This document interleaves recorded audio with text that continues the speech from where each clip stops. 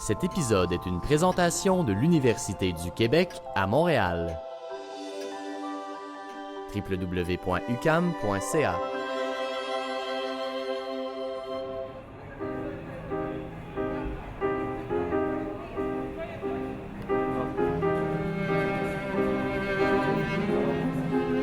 « 16h30, de retour au 4 à 6 du 12 août. Anne-Marie Kirouac qui est avec vous jusqu'à 18h. Et là, on va parler d'un ouvrage intitulé « Démocratie, histoire politique d'un mot aux États-Unis et en France ». C'est publié chez Lux Humanité et c'est construit de telle façon à ce qu'on plonge vraiment dans l'histoire et on revit, je le dis, c'est l'histoire du mot aux États-Unis et en France principalement. En fait, la question que je me suis posée au départ de ma recherche, c'était un peu un mystère ou une énigme. J'étais pas le premier à m'en rendre compte. C'est j'essaie de comprendre pourquoi, en fait, quand on retourne dans les textes de l'époque, donc au 18e siècle, justement, ceux qu'on va appeler les fondateurs de la démocratie moderne. Ouais. Donc aux États-Unis, c'est des gens comme George Washington, par exemple. En France, c'est les révolutionnaires. On peut penser à Robespierre ou Danton. Et donc, quand on retourne dans leurs textes, dans leurs discours, dans les discours qu'ils prononcent à l'Assemblée ou dans leurs lettres personnelles même, c'est un terme péjoratif. C'est négatif et les démocrates, ce sont toujours les adversaires, c'est toujours les autres. Et personne ne se dit démocrate ou à peu près. Et donc, c'est quand même, pour moi, c'était quand même mystérieux ou étrange de voir que ceux qu'on dit qui ont fondé la démocratie moderne, en fait, étaient antidémocrates. Et donc, c'est ça. Donc l'enquête que j'ai essayé de mener, c'était essayer de retrouver donc la raison pour laquelle 2 générations plus tard, donc vers 1830-40, finalement, les élites politiques dans ces 2 pays-là ont commencé à dire, finalement, on vit dans une démocratie, on est démocrate. Et ça, c'est un mot qui résume bien, en fait, je dirais, la fiction de notre système politique, qui est de nous faire croire que les gens qui sont élus et qui nous gouvernent en fait en notre nom et que c'est le peuple qui a le vrai pouvoir, ce qui est évidemment un mensonge. Là. C'est pas parce qu'on vote qu'on a le pouvoir. Donc, choisir qui a le pouvoir, c'est pas avoir le pouvoir. Donc selon vous, le Canada, c'est pas nécessairement un État démocratique ou il y a un système qui vit la démocratie telle qu'elle devrait l'être. On vit dans des aristocraties élues, c'est une petite minorité qui nous gouverne. On peut considérer que c'est une bonne idée, on peut dire c'est génial, on peut dire que c'est mieux qu'une vraie démocratie, mais en tout cas, c'est pas une démocratie.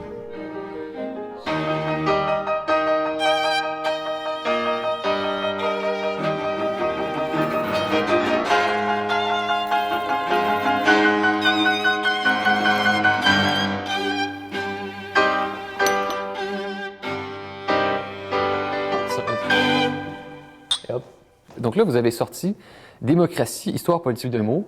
Vous l'analysez aux États-Unis et en France. Vous êtes allé en France dernièrement. Est-ce que c'était pour parler du livre? Non, c'était complètement autre chose pour faire de la recherche sur l'antiféminisme là-bas. Vous n'avez pas fait de conférence en France sur votre livre? Sur le livre lui-même, non. Mais pensez-vous que ça va bien se passer? J'imagine que les Français n'aimeront pas se faire dire ça, non? Je pense qu'il y en a pas mal qui se rendent compte qu'ils ne sont pas vraiment en démocratie en France en ce moment. Là. C'est ça. Donc, je pense pas qu'ils vont être étonnés non plus. Parce que c'est important dans votre livre, vous prenez une définition du mot démocratie et vous vous arrêtez surtout à la définition étymologique, la plus ancienne, c'est-à-dire le pouvoir au peuple. Oui, exactement. Et j'essaie de voir qu'est-ce qui s'est passé avec ce mot-là pour que au 20e siècle, 21e siècle, aujourd'hui en fait, on considère qu'on est dans des régimes démocratiques alors que selon moi et selon d'autres, de toute façon, le peuple n'a pas vraiment le pouvoir dans nos régimes. Oui, c'est une distinction qui est très importante dans votre livre. Vous distinguez les élections de la démocratie, mais dans le sens de démocratie directe. Dans l'histoire de la philosophie politique, entre autres, en Occident, dès l'Antiquité, mais avec la modernité aussi, avec des gens comme Spinoza, par exemple, ou Rousseau. Rousseau, c'est méconnu. Ils distinguent, et Montesquieu et d'autres, ils distinguent l'élection de la démocratie. Pour eux, l'élection, si on doit voter pour se nommer des maîtres, finalement des chefs, des dirigeants, c'est qu'on va identifier les meilleurs, logiquement. C'est qu'on considère que nous ne sommes pas tous égaux pour décider et on doit s'en nommer quelques-uns. Et donc, l'élection est un processus aristocratique. L'élection, c'est un processus par lequel on nomme une petite clique de personnes qui vont nous diriger. Et ça relève pas de l'esprit de la démocratie, ça relève de l'esprit de l'aristocratie. Évidemment, c'est pas une aristocratie comme on l'entend généralement de père en fils, c'est une aristocratie héréditaire par le sang, mais c'est une aristocratie élective, une aristocratie élue. Et donc, c'est ce qu'on a en ce moment à Québec, par exemple, avec 125 députés. 125 députés sur 7 millions d'habitants, on peut s'entendre que c'est une toute petite clique qui dirige le Québec, en termes politiques. Oui. Au fond, dans l'histoire du Québec et du Canada, il y a eu combien de référendums au total? Maximum une dizaine. Les référendums, oui, mais les référendums, déjà, c'est un processus qu'on perçoit comme plus démocratique, justement, parce que là, le peuple peut directement se prononcer sur une décision, un choix clair, pas simplement se nommer des dirigeants, se nommer des chefs, mais participer à une décision. Cela dit, au Québec, les référendums sont consultatifs, ils ont jamais force de loi. Dans notre système ici, c'est top-down, c'est du haut vers le bas, en fait. En général, on fait remonter l'histoire de la démocratie à la cité d'Athènes de la Grèce antique, qui avait un régime politique qui était différent des autres cités, comme Sparte. Comment fonctionnait la démocratie athénienne? Oui, donc la démocratie athénienne, évidemment, c'est un peu la tarte à la crème de l'histoire de la pensée politique ou de l'histoire politique par rapport à la démocratie. On pense toujours à Athènes et on se dit que c'était là qu'est née la démocratie et c'est là qu'il y a eu sa première expérience réelle. Et c'est là qu'il y a eu les premiers débats philosophiques par rapport à la démocratie. Et donc, effectivement, Athènes est un cas tout à fait intéressant parce que vous aviez une cité, donc c'est pas encore un État, c'est une cité, qui considérait que toute personne qui avait le titre de citoyen, c'était des hommes nés de parents athéniens, nés de parents grecs, qui pouvaient porter les armes. Donc, c'était une citoyenneté liée à la guerre, liée à la tâche militaire, pouvaient participer directement à toute décision politique. Et donc, vous aviez une assemblée générale, une assemblée populaire à l'Agora. Les citoyens se réunissaient. On estime qu'il pouvait être parfois 5 à 6 000 à se réunir. Et vous aviez un certain nombre d'orateurs qui prenaient la parole sur à peu près toutes les activités de la vie à Athènes, aussi bien des décisions économiques, des décisions par rapport au commerce, aux échanges avec les autres villes. Évidemment, la question de la guerre et de la paix. On nommait des ambassadeurs, on nommait des généraux, etc., etc. L'Assemblée pouvait durer toute la journée. Quand il y avait vraiment une situation de crise ou une décision importante à prendre, ça pouvait être des assemblées qui duraient 2 jours. Ça se terminait avec le coucher du soleil parce qu'on ne pouvait plus se voir à ce moment-là, on ne pouvait plus voir qui était là. Donc, c'était vraiment une démocratie directe et il y avait ensuite d'autres instances qui étaient considérées comme démocratiques, comme les jurys, par exemple, où il n'y avait pas de profession d'avocat, il n'y avait pas de profession de juge à Athènes. C'était les citoyens eux-mêmes qui faisaient fonctionner la justice. Il y avait 501 membres de jury et on considérait que le jury de 501 personnes était une assemblée populaire en miniature. Il y a beaucoup de gens qui vont peut-être vous dire que la démocratie athénienne avait des grands défauts, entre autres parce que les femmes n'avaient pas le droit de vote et qu'il y avait énormément d'esclaves. Est-ce que Athènes peut être considérée comme une démocratie quand on tient compte de ça? Et effectivement, à Athènes, il y a toute une problématique d'exclusion et ça mine la légitimité de la démocratie athénienne nécessairement, mais la démocratie athénienne offre quand même un exemple de régime qui part du principe que quiconque a le statut de citoyen peut participer au processus de décision. Parce que la question et l'enjeu et le débat et le problème dans le cas d'Athènes, c'est qui avait le droit à ce statut de citoyen. En fait, c'est la fameuse question en philosophie politique, c'est qui décide? Le meilleur régime, on pose la question du meilleur régime, et la question du meilleur régime, c'est qui peut prendre les décisions. Et donc, généralement, la philosophie politique, dans l'histoire, elle a, d'un point de vue mathématique, 3 ou 4 solutions. Soit une seule personne décide, c'est ce qu'on va appeler une monarchie. Évidemment, les critiques de la monarchie vont dire que c'est plutôt une dictature. Après ça, il peut y avoir une minorité de gens qui décident. Ça sera une aristocratie, donc elle peut être élue, ça peut être des grands prêtres, ça peut être des chevaliers, des guerriers, des nobles, ça peut être des élus, les députés, par exemple. Donc ça, c'est une aristocratie élective, c'est une minorité qui décide. Vous pouvez avoir la majorité qui décide, donc là, vous avez la démocratie. Et puis, on pourrait dire qu'il y a un 4e type de régime qui serait, disons, l'anarchie, où là, c'est tout le monde vraiment qui s'entend sur chaque décision. C'est un système consensuel. Il n'y a pas d'imposition de la décision par la majorité, par exemple, comme en démocratie. Mais donc, ce qui est important de voir, c'est comment on fait fonctionner le processus de prise de décision. Qui y participe, en fait? On l'a dit tout à l'heure, on fait toujours remonter l'histoire de la démocratie à la cité d'Athènes dans l'Antiquité. Et on dit généralement que la démocratie prend une pause d'au moins 1 millier d'années. Oui. Elle réapparaît via la filière arabe dans les textes et elle féconde l'esprit et les textes des philosophes de la Renaissance. Donc ça, c'est un mensonge. Je vous arrête, c'est un mensonge et c'est un mythe de dire la démocratie est née à Athènes quelques centaines de siècles avant Jésus-Christ. Elle y vit à peu près 200 ans, ou à peu près. Et puis, comme vous dites, elle prend une pause, et puis elle réapparaît. Et puis là, bon, il y a des débats. Elle va réapparaître, disons, avec la guerre de l'indépendance aux États-Unis ou la Révolution en France. ou la fin du 19e siècle, bref, ça dépend, mais disons, elle apparaît à peu près à ce moment-là. Évidemment, d'un point de vue, premièrement, historique, c'est simplement faux, c'est-à-dire que la cité d'Athènes, elle est vaincue politiquement, et puis après ça, il y a beaucoup d'autres choses qui se passent entre les deux, donc c'est pas une renaissance de la démocratie qui a lieu en Europe à partir de l'expérience athénienne. Il y a eu l'Empire romain, après ça, il y a eu la décadence de l'Empire romain, après ça, il y a eu le Moyen-Âge, il y a eu les différents royaumes dans le Moyen-Âge, après ça, il y a eu la Renaissance, après ça, etc., etc. Et donc, ce qui apparaît au 18e siècle ou au 19e siècle n'a plus rien à voir avec Athènes. Et même, par exemple, nos fameux parlements, ils sont des créations des rois au Moyen-Âge. Pour les aider à lever des taxes et des impôts, ils convoquaient en fait les grands du royaume, les seigneurs, les nobles, et c'était ça le Parlement. Ça n'avait aucune fonction démocratique et au fil du temps, le Parlement est devenu une instance décisionnelle. Donc on voit bien que ça n'a rien à voir avec Athènes. Et dans tous les cas, c'est ce que j'essaie de démontrer aussi dans le livre, c'est que ceux qu'on va appeler les pères fondateurs de nos démocraties modernes, de ce qu'on va appeler nos démocraties modernes, donc soit aux États-Unis, soit en France, les pères fondateurs des deux côtés de l'Atlantique considèrent que Athènes est un mauvais modèle.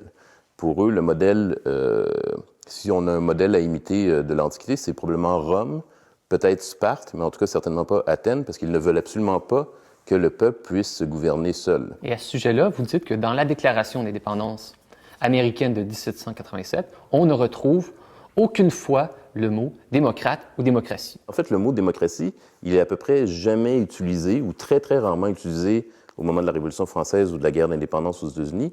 Et quand il est utilisé, c'est presque toujours pour étiqueter un adversaire et le délégitimer. Donc, on ne se revendique pas démocrate, mais on accuse l'autre d'être démocrate. Démocrate était en soi un mot dénigrant. Le démocrate, c'était par définition un jeune de 20-22 ans, un peu idéaliste, qui n'avait pas encore de responsabilité dans la vie et qui voulait trop de liberté, qui aimait un peu l'aventure et qui n'était pas très sérieux politiquement. Et il y a des citations dans le livre où justement des politiciens comme John Adams et d'autres disent « c'est normal d'être démocrate à 20 ans, mais franchement à 40 ans, c'est pas sérieux ». Et les démocrates, donc, c'est ceux qui sont considérés comme voulant des transformations trop radicales au niveau politique et surtout aussi, très important, au niveau économique. Ce qu'on a oublié un peu aujourd'hui, c'est que au 18e siècle, le démocrate, c'est celui qui est du côté des pauvres. Et c'est celui qui est du côté contre les riches et c'est celui qui veut, en fait, un système économique égalitaire. Et les élites républicaines, elles sont contre l'égalité économique. Elles sont d'ailleurs généralement membres de l'élite financière. Et donc, elles se sentent menacées par la démocratie, en fait. Et donc, elles fondent un régime antidémocratique. Donc, vous avez dit tout à l'heure que c'est faux de dire que la démocratie prend une pause pendant plus d'un millier d'années jusqu'aux deux révolutions françaises et américaines, parce qu'il ne recrée pas exactement le même régime qu'il y avait dans la Grèce antique. Exact. Mais aussi, on lit dans votre livre qu'il y a une forme de démocratie qui persiste justement au Moyen Âge, et donc ça, dans les villages ou dans les cités, ou dans les communes. Exact. Il n'y a rien de comparable entre à Athènes s'assembler à 4, 5, 6 000 personnes pendant une journée pour prendre des décisions directement et, dans le cas du Canada, regarder la période des questions le soir à la télévision. C'est pas du tout le même rôle politique. Et donc, c'est deux systèmes complètement différents. Mais ce qu'on oublie, ce qu'on ne sait pas généralement, ce que moi je ne savais pas du tout, en fait, avant de commencer cette recherche, c'est que, par exemple, au Moyen-Âge en Europe, il y a une vie démocratique absolument extraordinaire. Le Moyen-Âge, en fait, c'est des milliers de petits villages qui fonctionnent comment? Qui fonctionnent en fait de façon autogestionnaire par assemblée d'habitants. Donc la communauté d'habitants de tel village est une entité juridique. Elle a en partage des terres communales, un bois, peut-être le moulin, un puits, des terres, des étangs, etc. Et elle gère ce patrimoine commun. Comment? Dans des assemblées. Il peut y avoir 10, 15 assemblées dans l'année. Et ces villages, en fait, ont à peu près aucun contact avec le roi. Le roi, au Moyen-Âge, ne sert pas à grand-chose. Il fait des fêtes, il fait la guerre, il fait la chasse, et surtout, il veut des taxes et des impôts. Mais il connaît à peu près pas sa population, il offre aucun service. Il n'y a pas d'éducation populaire, il n'y a pas de ministère de la Culture, pas de ministère des Sports, pas de ministère des Transports. Et donc, il ne fait à peu près rien. C'est vraiment les communautés qui se gèrent. Et donc, ça, c'est une histoire de la démocratie médiévale qui est complètement oubliée. Pour vous, dans le fond, la modernité est une époque qui est moins démocratique que celle d'avant. Oui, la modernité est antidémocratique. Et elle détruit la démocratie, en fait, où elle s'installe à travers, entre autres, le colonialisme et l'impérialisme. Elle la détruit. Quand même, c'est une thèse qui est assez radicale, que vous devez défendre depuis que vous avez terminé votre doctorat. Quand vous dites que la modernité est une période antidémocratique, ça a dû soulever énormément d'opposition parmi les très nombreux spécialistes de l'histoire des démocraties. Mais je suis pas le seul à le dire. C'est ce qui est à l'origine en fait de mon travail par rapport à l'histoire du mot démocratie, c'est que je suis tombé sur des textes du 18e siècle de fondateurs, ce qu'on appelle les fondateurs de la démocratie moderne aux États-Unis et en France, et leurs propos explicitement, quand ils utilisent le mot démocratie, ils sont contre la démocratie. Et donc, j'ai vraiment eu une interrogation, c'était pour moi mystérieux. Je me disais, comment comprendre que des régimes qu'on associe, nous, aux plus grandes démocraties occidentales, comment comprendre qu'ils ont été fondés par des antidémocrates qui étaient explicitement antidémocrates? C'était ça que je cherchais. Je voulais savoir quand le mot change de sens, devient un terme positif et qu'il ne décrit plus des assemblées populaires, mais il décrit un régime parlementaire électoral. Et c'était ça ma recherche. Et ma façon de trouver la réponse, ça a été d'aller dans les textes de l'époque. Et donc, au fur et à mesure que je lis les textes de l'époque, on trouve des réponses, en fait, parce qu'on voit bien, et les acteurs à l'époque même, ils sont conscients qu'ils changent le sens des mots pour des raisons politiques. La démocratie, donc, c'est associé aux pauvres. Les pauvres, pour eux, sont un problème à plusieurs niveaux en termes politiques. Les pauvres seraient irrationnels. À la limite, ils sont capables de gérer leur quotidien, mais justement, ils sont trop pris dans la gestion de leur quotidien. Et puis, ils ne seraient que passion, ils ne seraient qu'émotion. Ils seraient animés seulement par ses passions les plus basses. Et donc, on ne peut pas lui faire confiance non plus. Et puis, il serait facilement manipulable par les démagogues. Il se laisse, justement, parce qu'il n'est qu'émotion, il se laisse facilement influencer. Et puis, en fait, finalement, il vient dans les assemblées pour défendre son intérêt individuel, catégoriel, particulière, et non pour penser au bien commun. Et l'élite, elle, a la prétention, c'est plutôt arrogant, de dire qu'elle est rationnelle, elle comprend le bien commun, et qu'elle est en fait la mieux placée pour prendre les bonnes décisions pour tout le monde.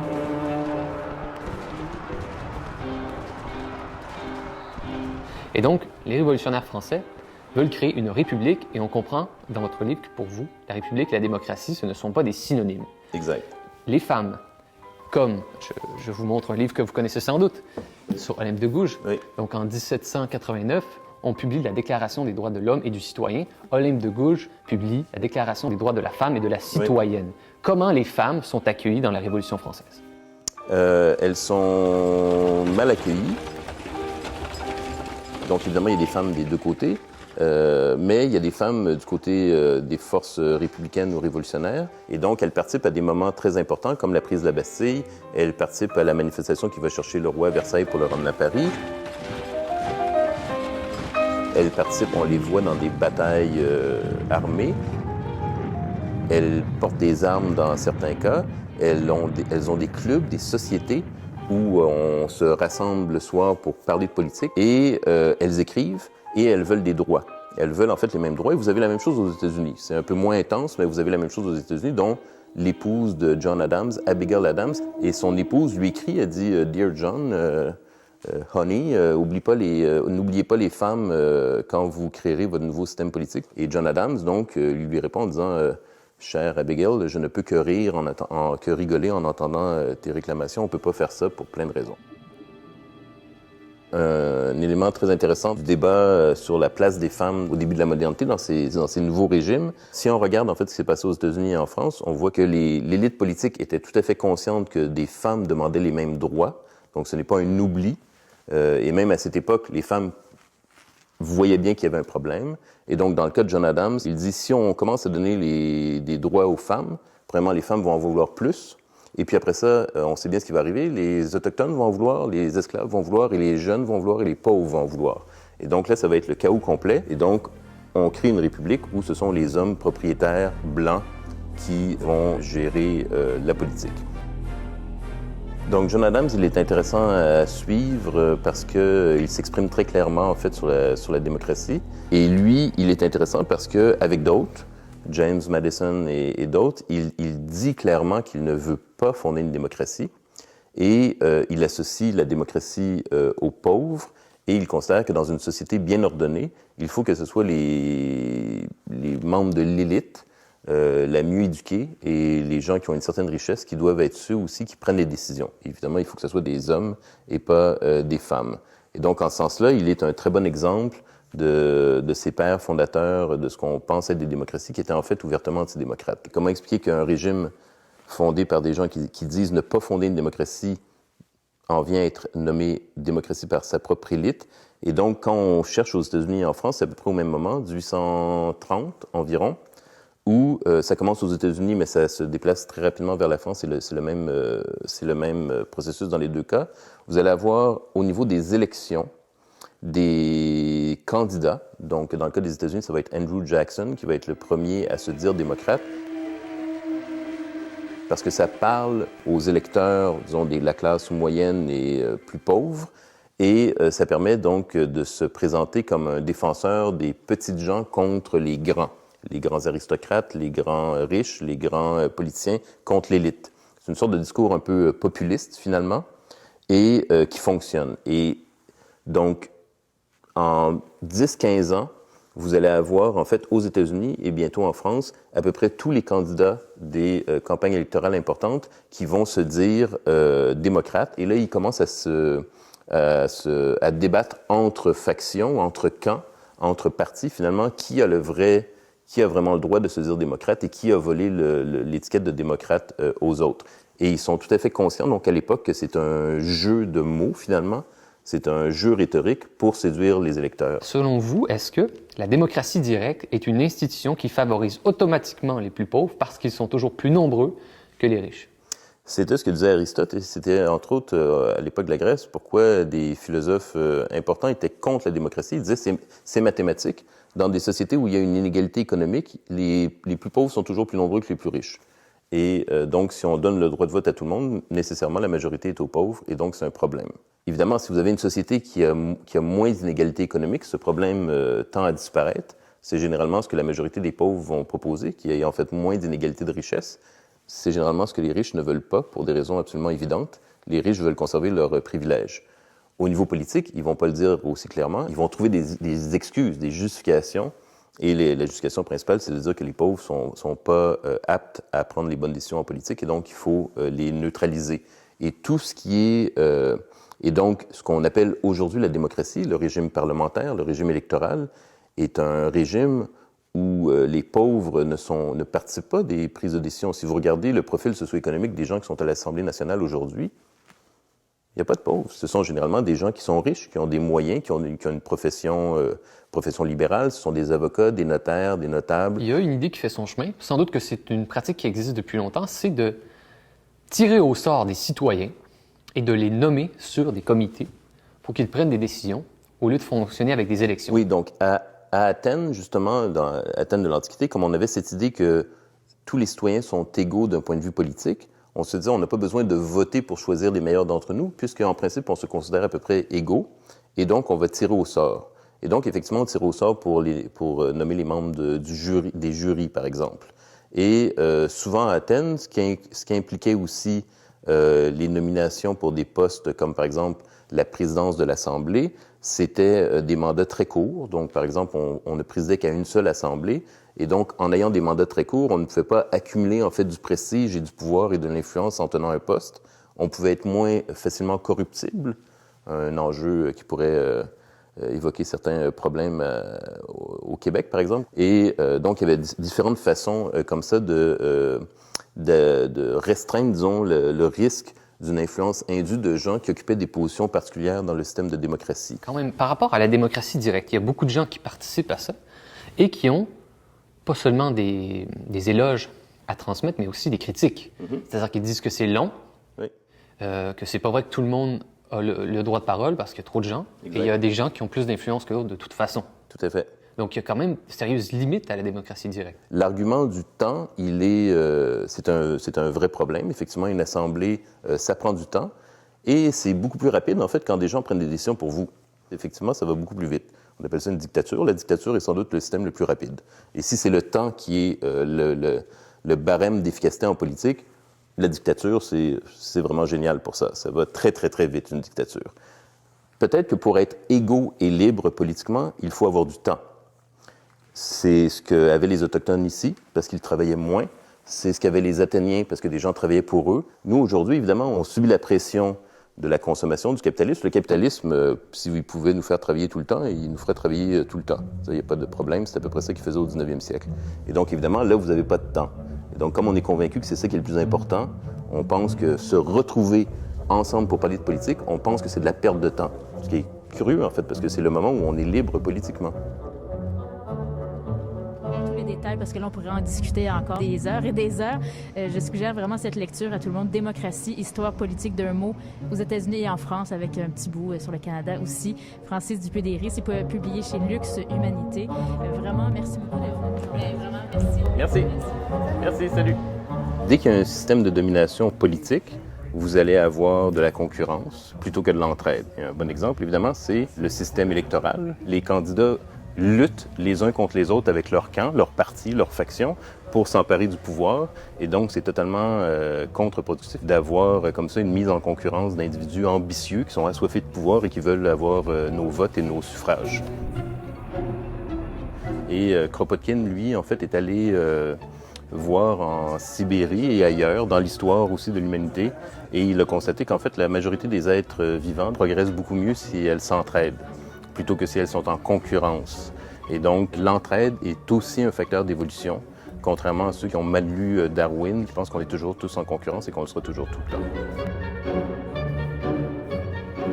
Un livre comme l'entraide, c'est une surprise parce que ça va à l'encontre de ce qu'on nous apprend, qu'on est condamné en fait à vivre dans des systèmes de domination, des systèmes hiérarchiques, des systèmes de concurrence. Ah, ça m'a sauvé des années de psychanalyse. Ça a été extraordinaire.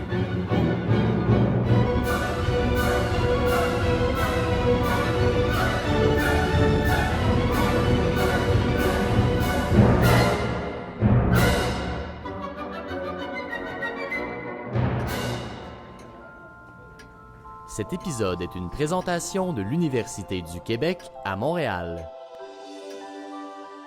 www.ucam.ca